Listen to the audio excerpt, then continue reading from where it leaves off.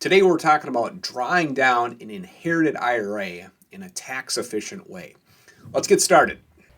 Now this subject's been top of mind for me in recent years because I've had a handful of clients inherit IRAs and we've had to choose a strategy in terms of dealing with these things.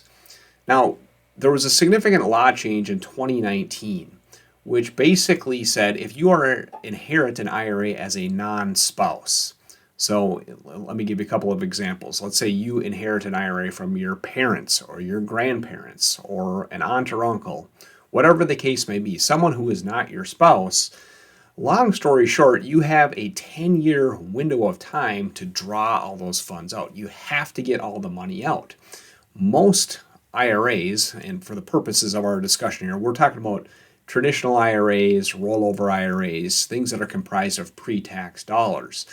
And that's a significant point because any distribution taken is going to generate an income tax liability. It's going to be treated as ordinary income for tax purposes.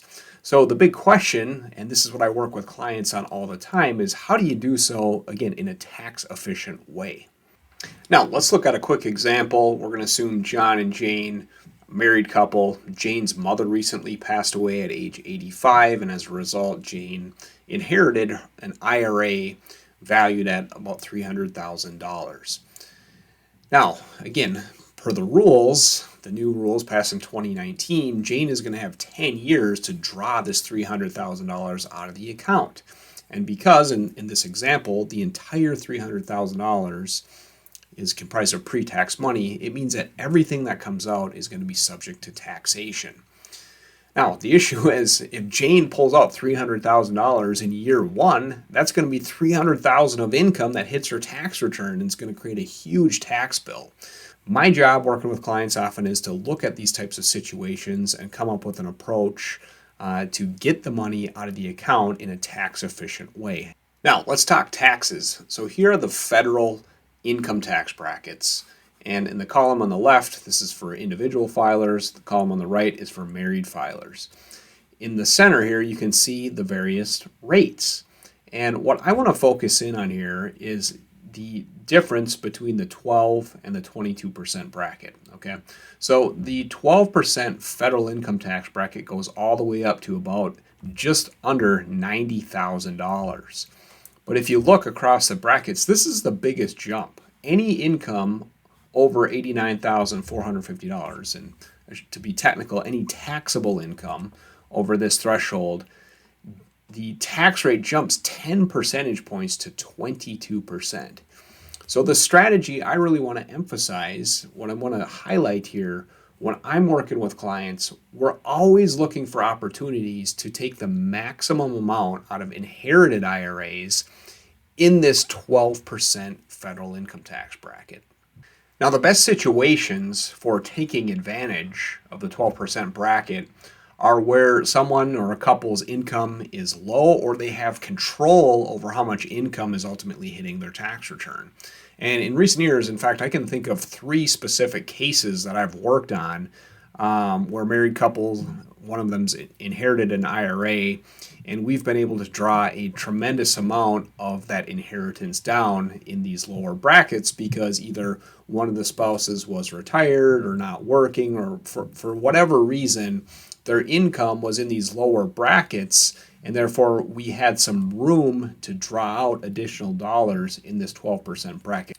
Now, let's go back to our example with John and Jane, and we're going to assume that they're 62, both of them, and because of this inheritance, Jane decides she's going to retire. But her husband's going to continue working because he still is enjoying his job and wants some income. But here's how I would look at this scenario. Okay, let's assume John is he's going to earn $50,000 in 2023, and we're quite confident of that number. Well, if that's their only income this year, they're also going to get their standard deduction, which everybody gets on their return. And that means that they're only going to have $22,300 that they're going to have to pay income tax on. Well, again, going back to the brackets here, we can see that they're basically just filling up the 10% federal tax bracket. They're just barely getting into the 12% bucket here. Now we can go back, and again, the 12% federal bracket goes all the way up to 89,450. So we can do the simple math.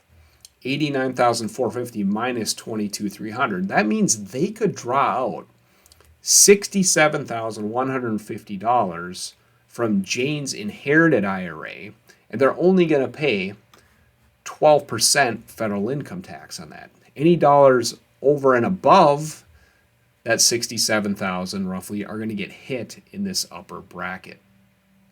So my point is, this presents a classic opportunity, and it's what I want to point out in this video here, for drawing a significant chunk of Jane's inherited IRA out at what's generally a favorable income tax rate. And, as you can see, if let's just say this was the scenario for the next 4 or 5 years, you could actually work this into a retirement plan quite well. They could spend down that inherited IRA up front, saving their own retirement savings for, years down the road. Now, let me just mention a few last things here. Again, this strategy works best for people who have some latitude over the amount of income that's going to hit their tax return every year. Again, I work mostly with retirees. Generally, one or both spouses are not working, so they do have a lot of flexibility. For folks, married couples in particular, where both are working, if your income's in the 6 figures, for instance, there's probably not going to be a ton of opportunity here. The other thing that's really helpful is if you have some non-retirement savings, whether it's cash or other investments that can be sold with minimal tax implications, that can really be beneficial to managing your income as it relates to this broader strategy of trying to take income in those lower brackets. But anyway, this one is kind of technical. However, again, it's been on my mind because it's been a big part of planning in a number of cases that I've worked on in recent years. If you got any questions, please feel free to reach out. You can also check out my website, which again, I'll drop the link in the description here on YouTube or in the comments on one of the other platforms. As always, thanks for watching. I hope we'll see you in the next one.